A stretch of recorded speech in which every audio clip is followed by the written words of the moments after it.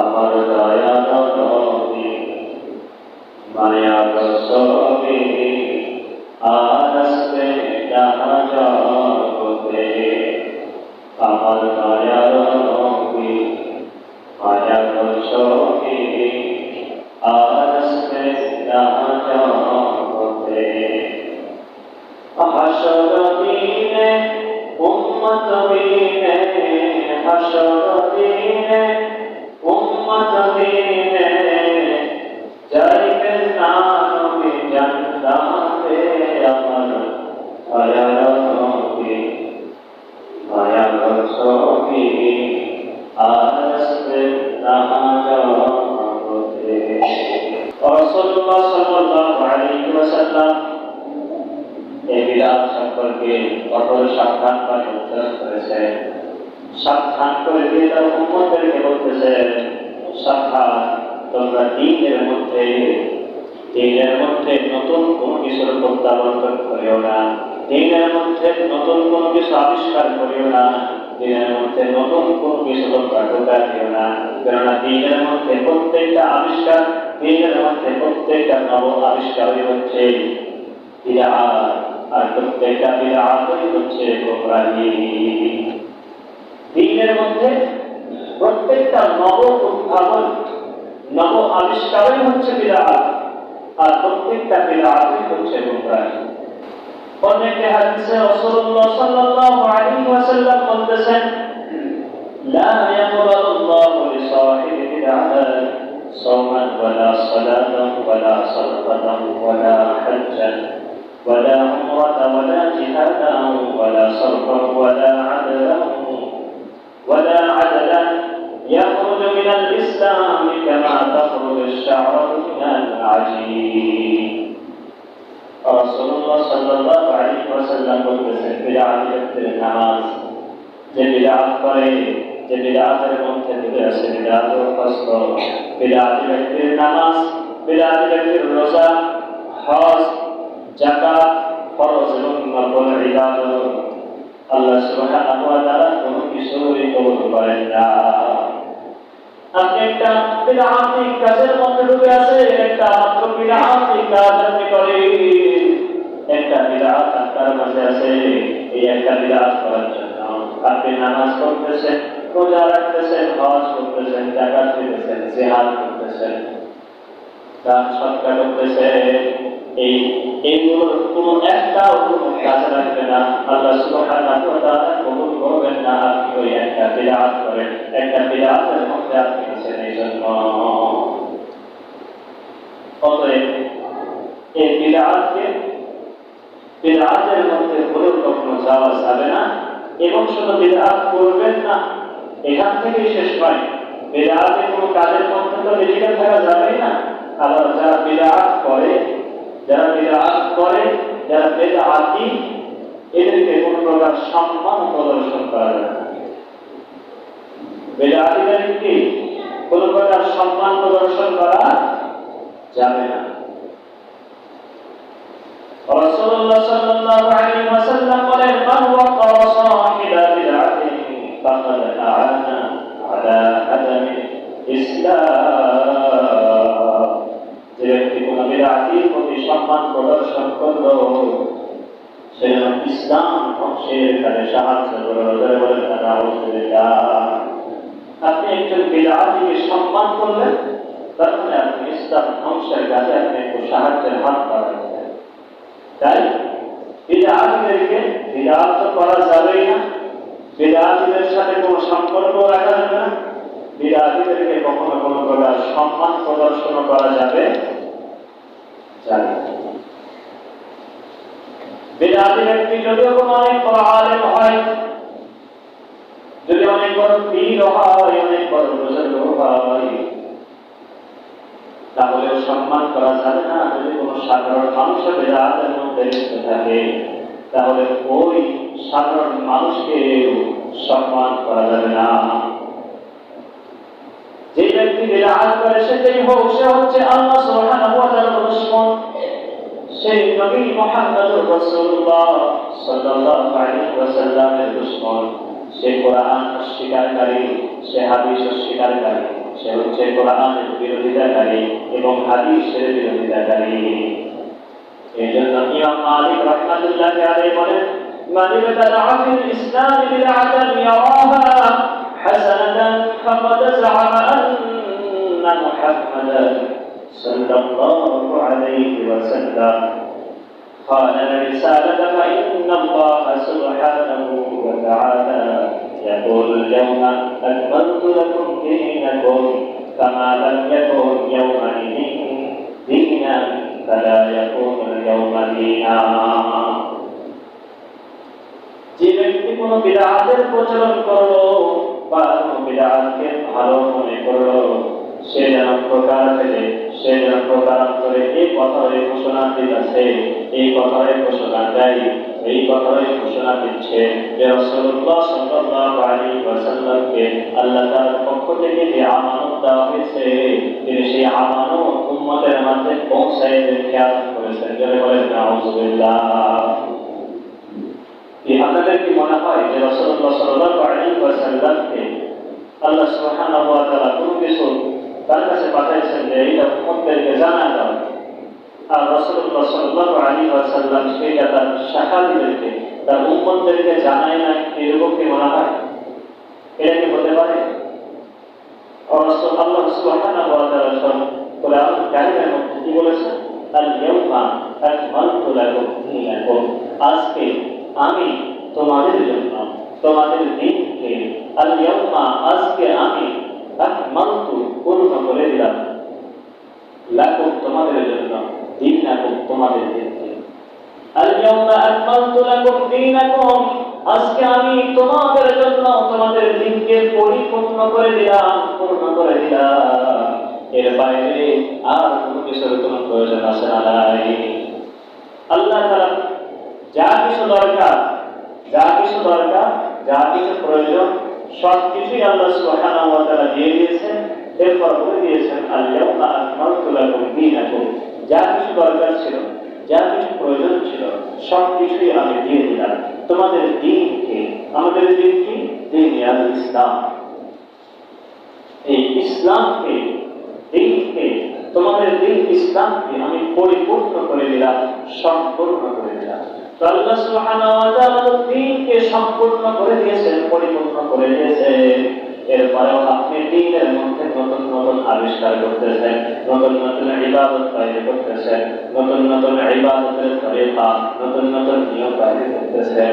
এর মানে আপনি এই কথাটাই ঘোষণা দিতেছেন যে আল্লাহ সুবহানাহু ওয়া তাআলা যে সমস্ত বাণীগুলো, যে সমস্ত আমানতগুলো রাসূলুল্লাহ সাল্লাল্লাহু আলাইহি ওয়াসাল্লামের কাছে পাঠিয়েছেন, ওই বাণীগুলো, ওই আমানতগুলো রাসূলুল্লাহ সাল্লাল্লাহু আলাইহি ওয়াসাল্লাম আমাদের কাছে পৌঁছায় নাই। চলে বলেন নাউযুবিল্লাহ।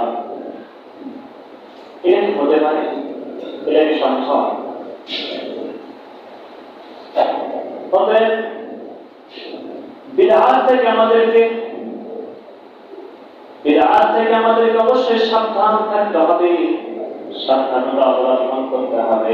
যে ইবাদতটা আপনি করতেছেন, এইটা আপনাকে একটু যাচাই করতে হবে এটা বিদআত কিনা, এই ইবাদতটা কি রাসূলুল্লাহ সাল্লাল্লাহু আলাইহি ওয়াসাল্লাম করেছিল কিনা, এই ইবাদতটা কি সাহাবা আসমাইন করেছেন কিনা।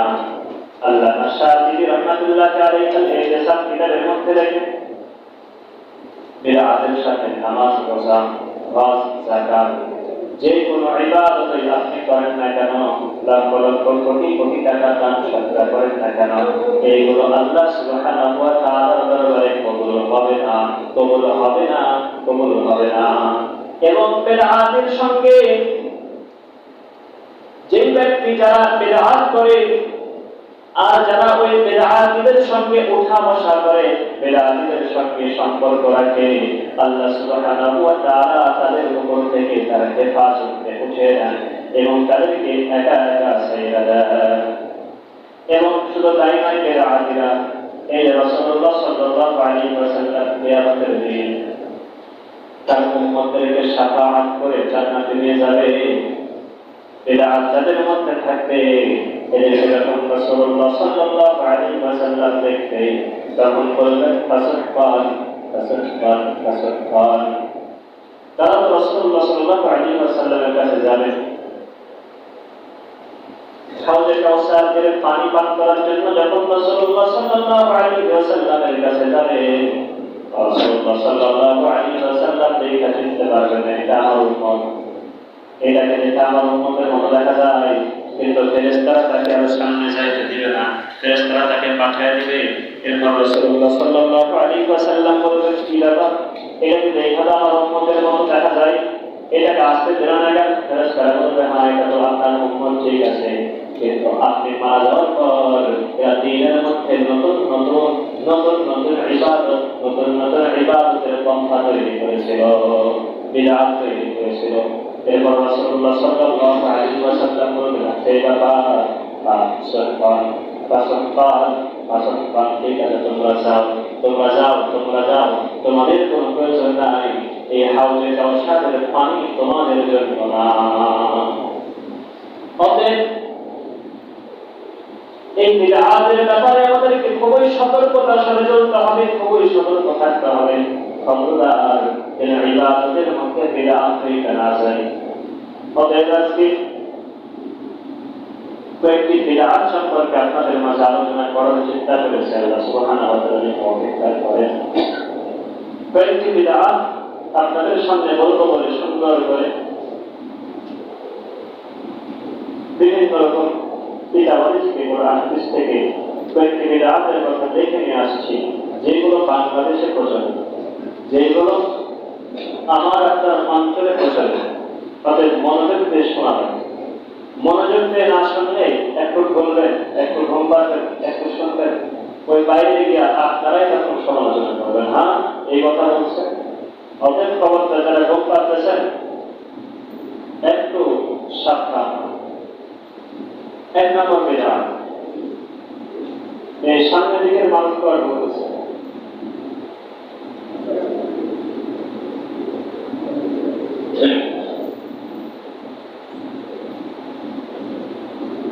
জন্মবার্ষিকী এবং মৃত্যুবার্ষিকী পালন করা। কোন বার্ষিকী? জন্মবার্ষিকী এবং মৃত্যুবার্ষিকী পালন করা। এটা তো আজকে আমাদের মাঝে একটা রোগ হয়ে গেছে। কি সাধারণ মানুষ আর কি আলেম আর কি জানেন, সবাই আজকাল জন্মবার্ষিকী পালন করতে ব্যস্ত। মৃত্যুবার্ষিকীতে ছাড়াছাড়ি কইরা ঘোরাঘুরি কইরা তারা থাকতে পারে না, এত যা খবর ফুল দিতে হবে, বলেন না দাঁড়াইতে পারেন, এরপর ফুল দেওয়া লাগবে। এমন অবস্থা হয় মাঝে মাঝে ফুলের যে ডালাগুলো আছে ঘোরাঘুরির কারণে ভেঙে পড়ে যায়, এরপরে ফুল দেওয়া লাগবে। হাই হাই, ওদের খবরদার এই জন্মবার্ষিকী এবং মৃত্যুবার্ষিকী পালন করা যাবে। কি পালন করবে? জন্মবার্ষিকী পালন করবে, জন্মদিন পালন করবে। আমার একটাই সন্তান, যদি জন্মদিনটা উদযাপন না করি কেমন থাকে? আমার একটাই পরিবার টুকরা নেই, জন্মদিনটা যদি একটু পালন না করি কেমন হয়ে যায় না? হাই হাই, তো আপনি কেমন হয়ে যাওয়ার জন্য তো আপনি বড়কাল হারাইতেছেন, আপনি জান্নাত হারাইতেছেন, চিরস্থায়ী জাহান্নামে চলে যাবেন। ওইটা একটা চিন্তা করেন, শুধু এই দুনিয়ার একটু ভালো লাগা চিন্তা করলে হবে? এরপরে 2 নাম্বার বিদআত আছে। 2 নাম্বার আমি লাগাইছি, লেখার সুবিধার জন্য বলার জন্য আমি লাগাইছি। 2 নাম্বার বিদআত হচ্ছে মৃতের কুলখানি করা। কুলখানি মানে আপনি বাবাকে সারা জীবন দেখবেন না, আপনার মাকে সারা জীবন দেখবেন না, একজন ব্যক্তি মারা গেছে, কোনোদিন কোনো দোয়া নাই, কোনো কিছু নাই, 4 নম্বর দিনে কুলখানি করতেই হবে। 4 নম্বর দিনে কি তার জন্য ইশারা সব করাই লাগবে, বাধ্যতামূলক বানায় ফেলেছেন। এটা হচ্ছে বিদআত। ইশারা সব করা কি বিদআত? ইশারা সব করা বিদআত না। কবর জিয়ারত করা তো বিদআত না, মৃত ব্যক্তির জন্য দোয়া করা তো বিদআত না। কিন্তু বিদআত কোনটা? ওই যে সারা জীবন আর কোন খোঁজ খবর রাখবে না, 4 নম্বর একটা দিন বাধ্যতামূলক করে দিয়েছে, হ্যাঁ মরণ 4 দিন পরে ইশারা সব করাই লাগবে। এইটা হচ্ছে বিদআত। এইগুলো কি ওই যে হিন্দুরা সাধ্য নাকি যেন বলে পালন করে মৃত্যুর পরে, এইরকম দেখেন বাধ্যতামূলক করা যাবে না। আপনি মারা গেছে ইশারা সব করেন, রাস্তা দিয়ে হাঁটতেছেন, আপনি কোরআন তেলাওয়াত করেন, তার জন্য ইশারা সব করিয়া দেন, তার উদ্দেশ্যে করেন, তার কবরে পৌঁছানোর নিয়তে করেন, যে কোনো সময় করেন, নামাজ পড়ার পরে করেন, কিন্তু নির্দিষ্ট করবেন না যে চতুর্থ দিনেই এইটা করা লাগবে। এইটা যদি করেন তাহলে এইটা হয়ে যাবে বিদআত, এর দ্বারা কোনো উপকার পাওয়া যাবে না। এরপরে 3 নম্বরে আরো একটা বিদআত আমাদের দেশে, আমাদের এলাকাতে প্রচলিত আছে। এই বিদআতটা হচ্ছে মৃত ব্যক্তির জন্য 40 করা। কি করা? 40 করা। এটা কিন্তু এই 40 থেকে 3 দিনা এবং 40 এগুলো কি আমাদের এলাকায় যারা হানাফি আছে, আমিও কিন্তু হানাফি, আমি কট্টরপন্থী একজন হানাফি। এই 40 করা কিন্তু হানাফিদের কাজ না, বুঝতে পারছেন? 40 হানাফিদের কাজ না। হানাফিরা এটাকে স্পষ্ট বিধান করেছে। হানাফি মাযহাবের মাসআলা কি? এটা স্পষ্ট বিধান। এটা যারা করে, ওই যে এক প্রকার জিলাপি ফল সুন্নি আছে না, কি ফল? জিলাপি ফল সুন্নি, ওই যে জাহাঙ্গীর হুজুর, তাহেরি হুজুর, এদের কাজ। মাজারে গিয়ে চেষ্টা করে, এরা যে 40 প্রবর্তন করেছে, 40 পালন করা হচ্ছে এদের কাজ। আমাদের এলাকাতে এক সময় এইসব হুজুরদের খুব প্রভাব ছিল। অনেক সময় দেখেন কয়েক বছর আগে যারা মসজিদের ইমাম হতো পরে অধিকাংশ হইল। এই জন্য আমাদের এলাকাতে এই 40 করাটা সরে গেছে। মৃত্যুর 40 দিন পরে, আজকে মাদ্রাসা থেকে 10টা হুজুর রাইখা তাদেরকে যে কোরআন খতম কইরা দোয়া কইরা শেষ, আর জীবনে বাবার কামটা আর মুখে আনলেন না, আর জীবনে মায়ের কামটা কখনো মুখে আনলেন না। এটা হচ্ছে বিদআত। আপনি যে মাদ্রাসা থেকে 10 জন হাফেজ নিয়ে এসে পড়াইতেছেন, তাকে কি পারপোজে দিয়েছেন তারা কি পড়ে? এক খতম কোরআনকে তারা পড়ে? আয়েশা 10 জন ব্যক্তি, 10 জন তার বেদের আয়েশা কোরআনটাকে সামনে রেখে গল্প করে, গুজব করে সময়টা পার করে দেয়, মাঝখানে একটু পরে আবার একটু গল্প করে, এইরকম করে একটি লাভ যা ছিল লাভের চাইতে ক্ষতি বেশি হয়। বলবেন না নাউজুবিল্লাহ। এবং আপনি যদি তাদেরকে নিয়ে পড়াইতে চান তাহলে শর্ত আছে কয়েকটা। 1 নম্বর শর্ত হচ্ছে কোনো বিনিময় দেওয়া যাবে না। তাদেরকে নিয়ে পড়ানো হলে বললেন যে বিনিময় তো দিই না, টাকা পয়সা দিই না, আসবে এসব পয়সা একটু খাওয়া দাওয়া দিয়ে চলে যাবে। ওই যে খাওয়া দাওয়াটা দিলেন কিসের জন্য দিলেন? তারা এসব করেছে এই জন্যই তার খাওয়াটা দিলেন নাকি? যদি না করতো তাহলে কি দিতেন? আপনি এমনিতেই 40 নম্বর দিন ঠিক করবেন না, যে কোনো একটা দিন নিয়ে আসবেন, 10 সাইলা বাবা আসার পূর্বে সুন্দর করে পড়াশোনা করে কোরআনটা নিয়ে আবার চলে যাবেন। এটা বিধান হবে। 1 কাপ চাও তাদের খাওয়াতে পারবেন। অথবা তাদেরকে 10টা ছেলেকে ডাকবেন, ডাইকা সুন্দর করে গরু জ্বালাই করে ভাত খাওয়ায় পাঠাই দেবেন। কোরআন তেলাওয়াত করে নেওয়ার কোনো প্রয়োজন নাই। তাহলে এটা তো লাভ আছে। এটা যদি করেন তাহলে লাভ আছে। কোরআন খতম করাতে ঠিক, কোরআন খতম করাইবেন কিন্তু টাকা দিতে পারবেন না, খাওয়াইতে পারবেন না। কোনো বিনিময় ছাড়া যদি এসব করে যায় তাহলে ঠিক আছে। অথবা আপনি যদি খাওয়াইতে চান তাহলে কয়েকটা শর্ত আছে। আপনি দিন ঠিক করবেন না, যেমন 3 নম্বর দিনেই খাওয়াইতে হবে, অথবা 40 নম্বর দিনেই খাওয়াইতে হবে। 1 নম্বরে এই দিন ঠিক করতে পারবেন না। এরপর 2 নম্বরে আপনি যে খাবারটা খাওয়াবেন এটা কাকে খাওয়াবেন? এলাকার মেম্বারকে ডাকবেন, এলাকার চেয়ারম্যানকে ডাকবেন, এলাকার মরণ মাতারকে ডাকবেন। মানে খাওয়াবো যখন তখন দায়িত্ব মেম্বার চেয়ারম্যান যা আছে খুব খুশি করে দেয় এই সুযোগে 1 খরচে 2টা খরচ। যদি খাওয়াইতে চান, খাওয়ার জায়েজ আছে, এটা তো লাভ আছে, তবে কাকে খাওয়াবেন? ওই খাওয়াতে এলাকার কি মরণ মাতার করতে দেওয়া যাবে না। যার টাকা পয়সা, শুধু মরণ মাতার না, যার টাকা পয়সা আছে, ধন সম্পদ আছে, ভালো মন্দ খাইতে পারে, তাকে দাওয়াত দিবেন না। মেম্বারকে দাওয়াত দিবেন না, চেয়ারম্যানকে দাওয়াত দিবেন না, যাবেন না। যারা ফকির মিসকিন আছে, একেবারে গরিব, তারা বছর ভালো মন্দ খাইতে পারে না, এদেরকে ডাইকা সুন্দর করে খাওয়াই দিবেন, পাঠিয়ে দিবেন কাছে। এইটা যদি করেন তাহলে লাভ আছে। এইটা যদি করেন 100% লাভ আছে। এইটা শতভাগ যায়, এইটা শতভাগ যায়, এইটা শতভাগ যায়, না যায় বলার ক্ষমতায় পৃথিবীতে কারণ। তাহলে 40 করা হচ্ছে বিদআত। নির্দিষ্ট করে 3 দিনে আপনি কোরআন খতমের আয়োজন করলেন, এইটা হচ্ছে বিদআত।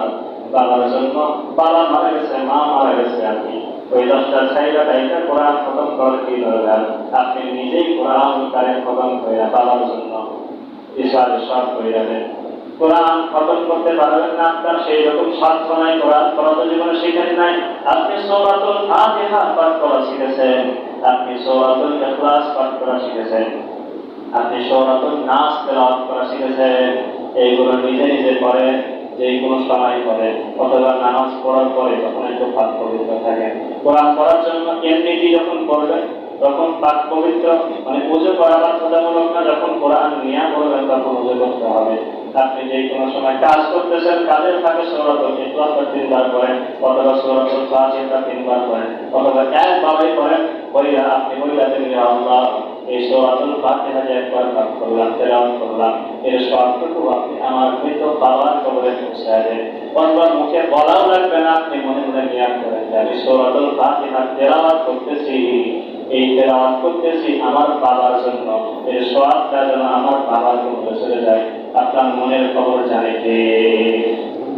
যারা বলেন মনের খবর জানে কে? এছাড়া সব করবেন এইভাবে, আল্লাহকে ভাড়া করে নিয়ে সাহেবেন পড়াইবেন, সারা জীবন বাবার নামটা মুখে আসবে, আনবেন না, তা হবে না, ধরে বলে কথা দেখবে না। ওইটা যদি করেন তাহলে আপনি বিদআতের মধ্যে বললেন, কোনো নেকি তো হবে না, উল্টা বোনাস হিসেবে আপনি গুনার ভাগীদার হয়ে যাবে। অথবা আপনি একটি কাজ করতে পারেন, আপনার বাবা মারা গেছে, আপনার মা মারা গেছে, আপনার বাবার নামে অথবা আপনার মায়ের নামে মসজিদ মাদ্রাসায় তো দান করতে পারেন, তার একটি স্পেশাল কাজ করতে পারেন, একটা সুন্দর দেখে একটা ফলের গাছ লাগাই দিতে পারেন। এই গাছ লাগার কথা, গাছ লাগার কথা রাসূলুল্লাহ সাল্লাল্লাহু আলাইহি ওয়াসাল্লাম হাদিসের মধ্যে এত এত বেশি বলেছেন, অন্য কোনো বিষয়ে এত কিছু বলেন নাই। সহিহ হাদিস আছে, কি হাদিস? রাসূলুল্লাহ সাল্লাল্লাহু আলাইহি ওয়াসাল্লাম বলেছেন, কোন ব্যক্তি যদি কোনো গাছ লাগায়, ওই গাছ লাগানোর পরে ওই গাছের ফল যদি সে নিজে খায়, যে লাগাইছে সেই খাইতেছে, অন্তত সদকা কি তার ছেলে খাইতেছে সদকা, তার মেয়ে খাইতেছে সদকা, তার নাতি কুটুম খাইতেছে সদকা, সদকা, সদকা, যারা বলেন না সুবহানাল্লাহ, সদকা সব পেয়ে যাইতেছে। নিজে গাছ লাগায় নিজে খাইলেন, সদকা সদকার সব পেয়ে গেলেন, আপনার ছেলে মেয়ে খাইলো সদকার সব পেয়ে গেলেন, আপনার নাতি কুটুম খাইলো আপনি সদকার সব পেয়ে গেলেন। যদি কাকপক্ষে খাই সদকা, যদি একজন ব্যক্তি রাস্তা দিয়ে হাঁটতে, রাস্তা দিয়ে হাঁটার সময় সুন্দর করে একটা পায়রা দিল, কি করবো? চুরি করবো, সদকা। চুরি করলেও কি, যে চুরি করবে তার সব হবে, আপনার সব হবে। আপনি গাছ লাগাইছেন, আপনার সব। আর গাছটা যদি ওই বাবা মারা গেছে, বাবার জন্য এই নিয়ত করে লাগাইতেন যে হ্যাঁ এই গাছটা আমি বাবার জন্য লাগাইলাম, আমার বাবারকে রূহের মাগফিরাতের জন্য লাগাইলাম, তখন আপনার ওই গাছ থেকে আপনি ফল খাবেন, নেকি পাবে আপনার বাবা, আপনার ছেলে মেয়ে ফল খাবে, ওই এর সবটা সৎকার সবটা পাবে আপনার বাবা। যে ওই গাছ থেকে ফল চুরি করে খাবেন, আপনার ওই সবটা আপনার বাবা কবর থেকে বেড়ে যাবে। ধরে বলেন সুবহানাল্লাহ। এর চাইতে সহজ আর কি নিলেন? এর চাইতে সহজ আর কি চান? আর কি চান? ইসলামটা এত সহজ, এত সহজ ইসলামটা আমরা নিজেরা হাতে তৈরি করে কঠিন করতেছি। আল্লাহ সুবহানাহু ওয়া তাআলা আমাদের সবাইকে বোঝার তৌফিক দান করুন। তাহলে তিনটা বিদআতের কথা আমরা আলোচনা করলাম। আরো অনেকগুলো বিদআত আছে, লিখেও কিছু নিয়ে এসেছি এবং ইচ্ছা ছিল লেখার বাইরেও কিছু বলবো, কিন্তু সময় যেহেতু একেবারে শেষ, সামনের জুমায় আল্লাহ সুবহানাহু ওয়া তাআলা যদি তৌফিক দান করেন তাহলে বাকি বিদআতগুলো সম্পর্কে আলোচনা হবে ইনশাআল্লাহ।